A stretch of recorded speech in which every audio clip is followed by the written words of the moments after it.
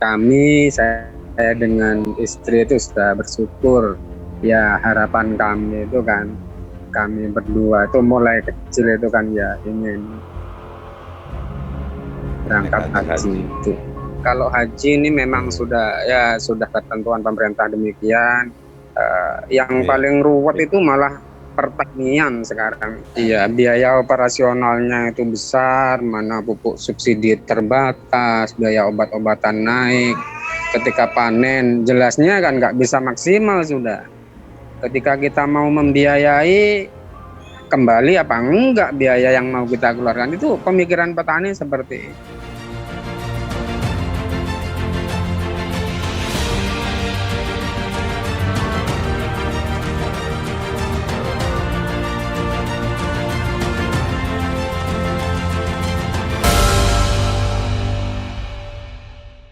Oke, halo orang-orang baik sekalian. Kita ketemu lagi di Kenalpot, kanal podcast untuk orang-orang terpinggirkan. Kali ini kita akan bicara soal dana haji yang kemarin sempat ramai. Ramai dibicarakan, belum tentu selesai masalahnya. Hari ini saya sudah terhubung dengan Pak Sukar. Pak Sukar nih, Assalamualaikum Pak Sukar. Nama lengkap? Gimana? Bapak nama lengkapnya Sukaryono. Pak Sukaryono. Jadi sebenarnya bukan Sukar, tapi Sukaryono ya Pak ya. Bapak lagi di mana ini Pak? Di rumah di mana? Iya, di rumah. Di daerah mana Pak? Daerah Jember, Pencong, Jawa Timur. Wah, di Jawa Timur, di Jember, di timurnya Jawa Timur. Dikit lagi, kemarin rame-rame itu Pak ya, kapal selam Pak ya. Nah hari ini Pak, kita mau ngobrol soal dana haji. Bapak udah daftar haji ya? Sudah. Tahun berapa Pak Bapak daftar? Tahun 2011, perkiraan bulan Maret. 2011. Bapak itu uangnya hasil dari mana tuh Pak? Kerja apa Pak? Tani atau Ya, kami tani. berapa orang Pak yang Bapak daftar haji? Bapak sama istri atau sama keluarga, sama temen? Sama istri. Sama istri. Jadi udah setor uang 50 juta ya, kurang lebih ya. Terus Bapak katanya menurut panitia hajinya kapan dapat daftar berangkatnya? Kalau berangkatnya itu seharusnya tahun 2020 kemarin. Oh, Jadi Terus ditunda, terus sekarang ditunda lagi. iya. Jadi Bapak daftar dari tahun 2011, dari waktu itu sudah dikabarkan bahwa berangkatnya tahun 2020. Tapi begitu 2020 ada pandemi ya. Dikasih tahu Pak sama pemerintah atau sama panitianya di Jember, ditunda, ada komunikasi nggak? Atau Bapak cuma lihat di TV aja? Ya, informasi ya dari kebetulan saya itu ikut KBIH, Asunia Oke. Kencong.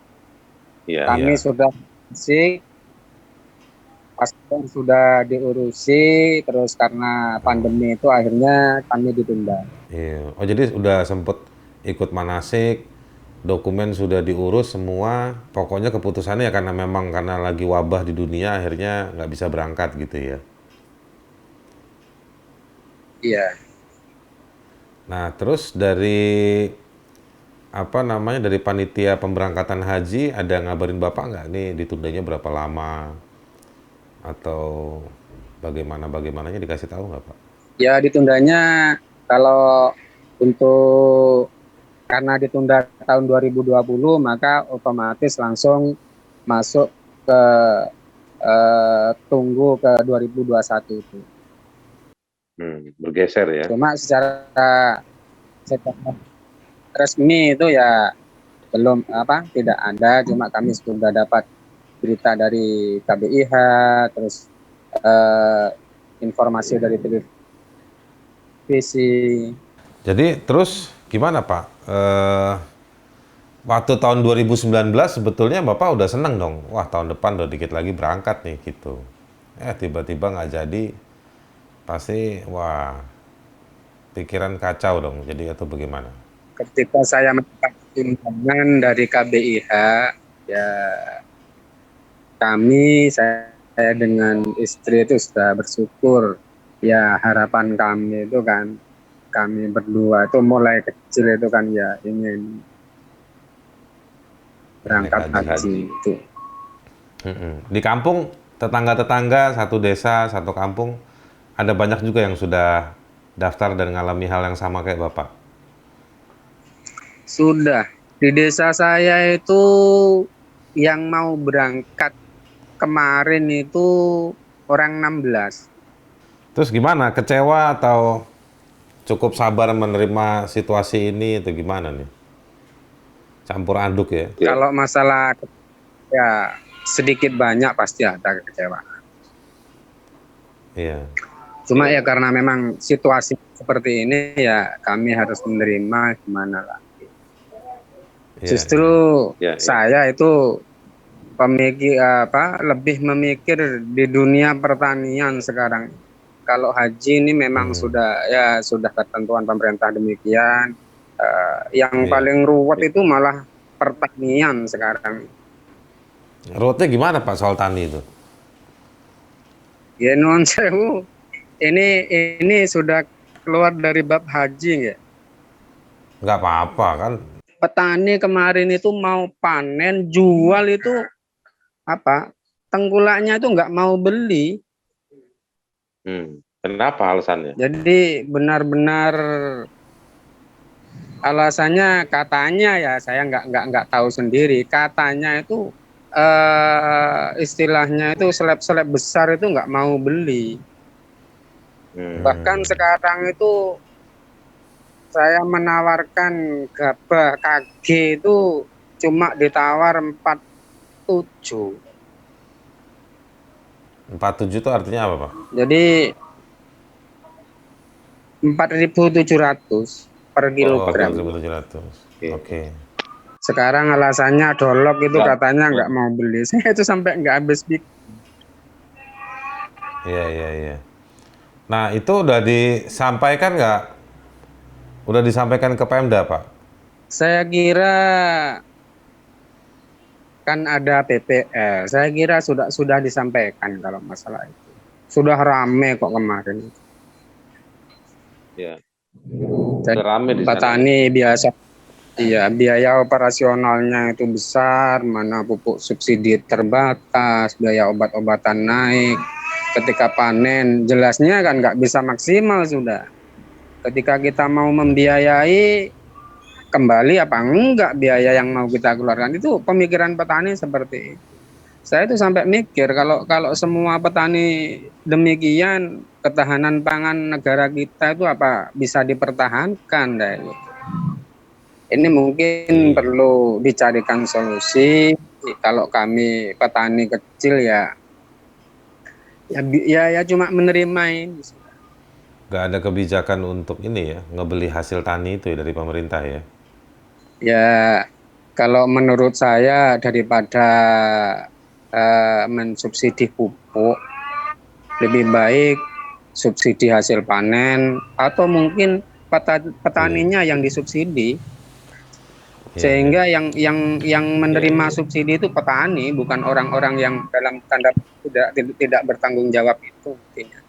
Oke, kalau memang masyarakat jadi tambah perugi, udah nabung naik haji, nggak berangkat ya balik ke pekerjaan hari-hari. Di pekerjaan hari-hari juga nggak ada untungnya, udah keluarin modal.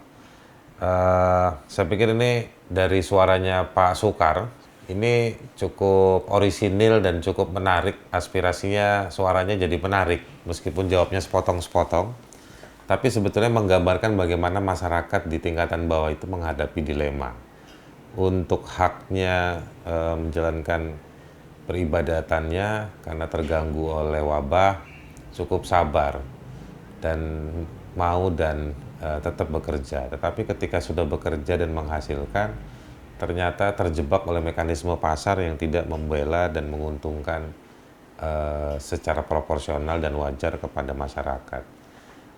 Ini dilema-dilema ya, dari tadinya ngobrol soal soal jadwal haji, daftar 2011, dapat jadwal 2020, 9 tahun. Begitu udah siap-siap tiba-tiba ada wabah, sampai Pak Soekar ini juga cerita soal taninya. Dan juga beberapa petani yang lain juga menghadapi hal yang sama. Saya pikir dari video singkat ini, saya terima kasih kepada Pak Soekar ya, yang sudah mau apa adanya bercerita dari tempat yang jauh di ujung Jawa Timur, berbagi tentang potret yang sangat orisinil, yang sangat lugu ya, artinya nggak ada embel-embel politik, kepentingan-kepentingan tertentu nggak ada, tapi ini situasi yang real, yang diceritakan bagaimana dilemanya masyarakat, dan ini mungkin harusnya menjadi tugasnya pemerintah untuk membantu. Terima kasih banyak Pak Soekar. Nanti kita ngobrol-ngobrol lagi. Saya yakin Bapak orang yang sangat aktif dan sibuk.